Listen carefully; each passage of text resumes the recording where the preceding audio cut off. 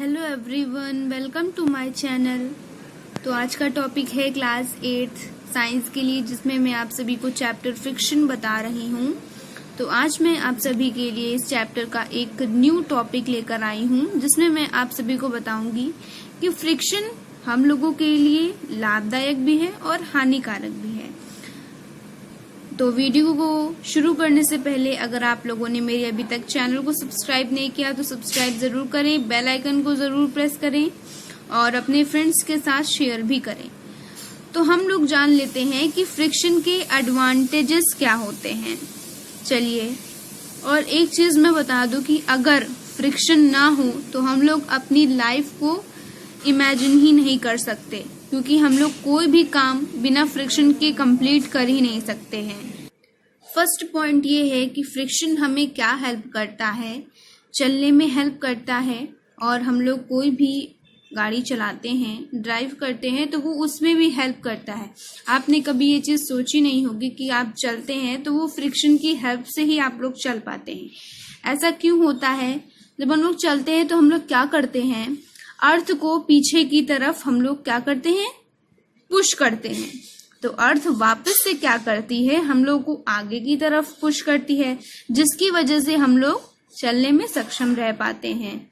या फिर कह लीजिए कि आप सभी को पता होगा कि फोर्स कभी भी हमने किसी भी ऑब्जेक्ट पे लगाते हैं तो वो ऑब्जेक्ट अपोजिट हमको फोर्स जरूर देता है। मान लीजिए कोई भी एक लड़का है, उसने दूसरे लड़के को मार दिया, है ना, मार दिया, तो वो दूसरा लड़का भी उसको मारेगा, यानी कि अपोजिट रिएक्शन होगा। तो उसी तरह इसमें भी है कि आपने अर्थ को पीछे की तरफ पुश किया तो अर्थ ने आपको आगे की तरफ पुश किया, इस वजह से आप चल पाए। चलिए बढ़ते हैं दूसरे पॉइंट की तरफ। दूसरा पॉइंट ये है, it is because of friction that we are able to write with the pen. यानी कि आपने कभी देखा होगा कि हम लोग जो लिखते हैं पेन से या पेंसिल से, ये हम किसकी वजह से लिख पाते हैं? बिल्कुल फ्रिक्शन की वजह से। क्योंकि अगर फ्रिक्शन ना हो तो हम लोग लिख ही ना पाए, कोई भी चीज ना लिख पाए। इस वजह से हम लोग फ्रिक्शंस की हेल्प से लिखते हैं। तीसरा पॉइंट है टायर्स ऑफ व्हीकल्स। यानी कि आप कोई भी गाड़ी देखते होंगे तो उनके टायर्स में क्या होता है कि एक जो नए नए टायर होते हैं उनमें क्या होते हैं, बहुत सारे थ्रेड्स होते हैं। तो उन थ्रेड्स की वजह से ही क्या होता है, आपका जो फ्रिक्शन होता है वो इंक्रीज करता है और रोड पे पकड़ बनाने में हम लोगों को हेल्प करता है। और अगर धीरे धीरे आपका क्या हो, जो टायर्स हैं उसके जो थ्रेड्स हैं वो धीरे धीरे घिस जाएं, है ना, और वो घिस जाने के बाद उनका जो फ्रिक्शन होता है वो डिक्रीज हो जाता है, जिसकी वजह से जो गाड़ियां होती हैं उनको रोड पे फिसलने का बहुत डर रहता है ना।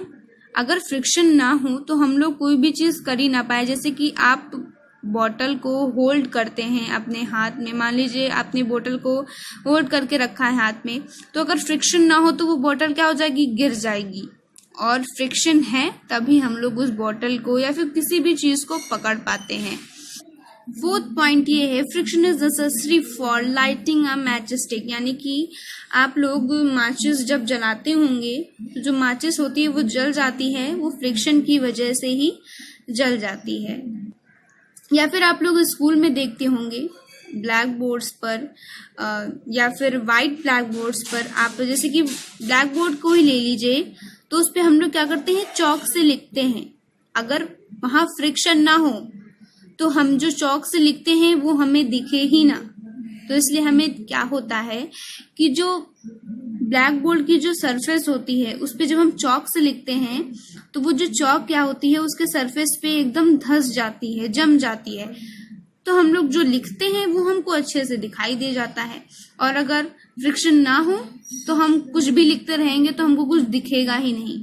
तो इस वजह से फ्रिक्शन हम लोगों की लाइफ में बहुत ही जरूरी है। लेकिन इसके साथ साथ फ्रिक्शन हम लोगों के लिए हानिकारक भी है। जैसे कि तो डिसएडवांटेज का पॉइंट ये है कि the heat so produced raise the temperature of machine so the machines may be damaged. यानी कि कहने का मतलब ये है कि आप सभी को मैंने बताया था कि फ्रिक्शन क्या होता है, वो हीट प्रोड्यूस करता है, हमेशा कुछ ना कुछ हीट जरूर प्रोड्यूस करता है। इसका मैंने आप सभी को एग्जाम्पल भी दिया था। एग्जाम्पल ये था कि जब हम अपनी हथेलियों को रब करते हैं तो कुछ देर बाद हम ये देखते हैं कि हमारी हथेलियां क्या हैं, गर्म हो गई हैं। चलिए, यानी कि ये पता चला कि फ्रिक्शन हीट प्रोड्यूस करता है। तो इस वजह से मशीन जो होती हैं, मशीन जो काम करती हैं, वो भी फ्रिक्शन की ही हेल्प से काम करती हैं, इसके बिना वो काम कर ही नहीं सकती। ठीक है, तो मशीन में भी क्या होगा, फ्रिक्शन लग रहा है तो इसका मतलब हीट भी प्रोड्यूस होनी है।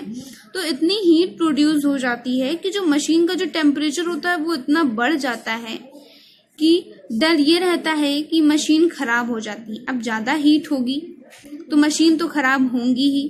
तो इस वजह से ये एक तरह से डिसएडवांटेज है फ्रिक्शन का। दूसरा पॉइंट ये है कि friction reduce speed of moving object, यानी कि फ्रिक्शन क्या करता है, कोई भी ऑब्जेक्ट मूविंग में है तो उसकी स्पीड भी कम कर सकता है और कम कर देता ही है। और थर्ड इसका पॉइंट ये है कि फ्रिक्शन आपका क्या काम करता है, इसका एक डिसएडवांटेज ये भी है कि कोई भी चीज है वो घिस बहुत जल्दी जाती है। फ्रिक्शन की वजह से कोई भी चीज घिस बहुत जल्दी जाती है। जैसे कि आपने देखा होगा कि जो जूते के जो सोल होते हैं वो कितनी जल्दी घिस जाते हैं। और इसी तरह से जो मशीन्स होती हैं वो उसमें इतनी हीट प्रोड्यूस होती है तो उससे तो डैमेज होने का बहुत डर रहता है। दूसरी चीज है, मशीन्स काम करती हैं तो उसमें धीरे धीरे वो क्या होती है, घिस जाती हैं। और वो मशीन्स क्या मांगती हैं कि हमको बदलो, मशीन्स बदलने की भी बहुत चिंता रहती है। तो इस वजह से कोई भी मशीन अगर मान लीजिए 1 साल काम करती है तो वो केवल आधे ही साल काम करेगी, बाकी वो खराब हो जाएगी। तो फिर उसके बाद मशीन को बदलो, नई मशीन लाओ। तो इस वजह से फ्रिक्शन एक तरह से डिसएडवांटेज कह सकते हैं, अपना शत्रु भी कह सकते हैं और फ्रेंड भी कह सकते हैं। तो आज के वीडियो में बस इतना ही।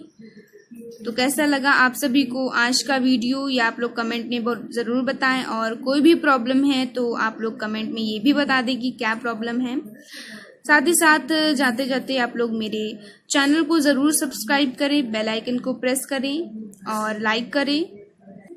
तो इसी के साथ मिलते हैं फ्रिक्शन चैप्टर के एक न्यू वीडियो में एक नए टॉपिक के साथ। Thank you.